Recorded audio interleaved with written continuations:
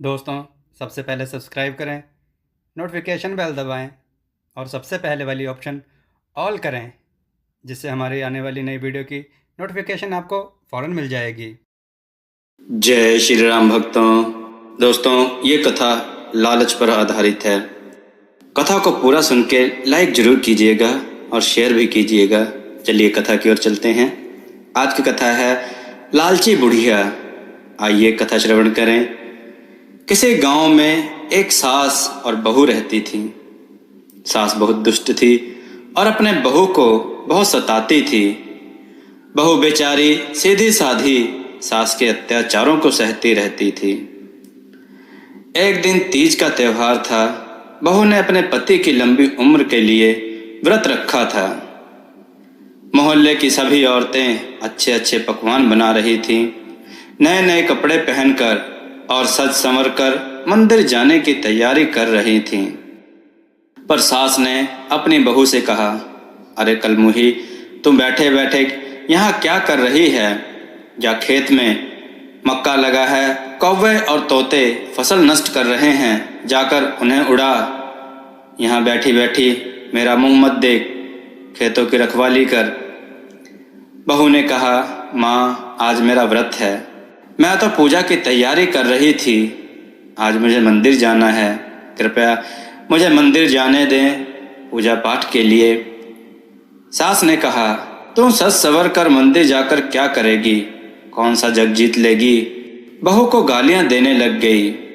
बहू बेचारी क्या करती, मन मार कर जाना पड़ा उसको। लेकिन उसे रोना आ रहा था। उसकी आंखें भर आई और वह औरतों को मंदिर जाते देख रही थी। औरतें मंगल गीत गा रही थीं। उसके सब अरमान पलकों से टपक रहे थे। वह आज सजना चाहती थी, अपने पति के नाम की चूड़ियां पहनना चाहती थी, मांग में अपने पति के नाम का सिंदूर लगाना चाहती थी, और वह साड़ी पहनना चाहती थी जो उसके पति ने उसे अपनी पहली कमाई पर दिया था। आज उसके लिए मंगल कामना ईश्वर के चरणों में जाकर करना चाहती थी। वह अंदर ही अंदर रो रही थी और खेत की तरफ जा रही थी। खेत पर पहुंचकर को कागा को, यहाँ ना आ, मेरा खेत ना खा, कहीं और जा, कहीं और जा, यह कहे जा रही थी। उसी समय पृथ्वी पर भगवान शंकर और माता पार्वती जी भ्रमण करने निकले थे। माता पार्वती को बहू का रोना देखकर हृदय भर आया और उन्होंने शिव जी से कहा कि हे नाथ, देखिए तो कोई अबला नारी रो रही है। रूप बदलकर शंकर जी और माता पार्वती जी बहू के पास पहुँचे और पूछा कि बेटी, क्या बात है? क्यों रो रही हो? क्या कष्ट है तुम्हें?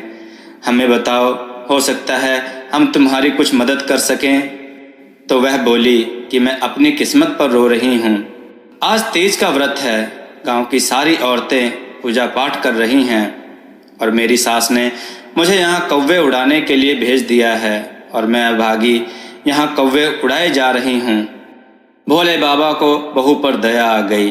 उन्होंने बहू को ढेर सारे गहने और चांदी और सोने के सिक्के देकर कहा कि तुम घर जाओ और अपनी पूजा पूर्ण करो, मैं तुम्हारे खेत की देखभाल करूँगा। जब बहू घर पहुंची तो सास बहू के पास इतना धन देखकर आश्चर्यचकित रह गई। बहू ने सारी बात सास को बता दी। सास बहू से अच्छे से बोली, अच्छा, तू जाकर पूजा कर ले और अगले साल मैं खेत की रखवाली करने जाऊंगी। अगले साल जब तीज आई, बुढ़िया तैयार होकर खेत पर पहुंच गई और खूब तेज तेज से रोने लगी। दोस्तों, ठीक उसी समय भगवान शंकर और माता पार्वती उधर से ही गुजर रहे थे और उन्होंने पूछा कि क्या बात है? तो उस बुढ़िया ने बताया कि मेरी बहू मुझे परेशान करती है और उसने मुझे खेत की रखवाली के लिए भेज दिया, जबकि आज मेरा व्रत है। भगवान शंकर उस बुढ़िया को समझ गए और उन्होंने कहा, तुम घर जाओ। तो बुढ़िया ने कहा कि आपने मुझे कुछ दिया नहीं। तो भोलेनाथ ने कहा कि घर जाओ, तुम्हें घर पर ही मिल जाएगा। जब वह घर पहुंची तो उसके शरीर में छाले पड़ गए। बुढ़िया बहू को गालियां देने लगी। बहू ने पूछा तो बुढ़िया ने पूरी कहानी बताई। तब बहू ने कहा कि भगवान हमेशा सरल, सच्चे और भोले भाले लोगों की सहायता ही करते हैं, लालची लोगों की नहीं। दोस्तों, यह कहानी आपको कैसी लगी? अपने विचार और सुझाव कमेंट में ज़रूर दें। हमारी कथाओं को लाइक करें, हमारे चैनल को सब्सक्राइब करना ना भूलें। हमारी कथाओं को शेयर ज़रूर करें जिससे लोगों को अच्छा ज्ञान प्राप्त हो। जय श्री राम भक्तों।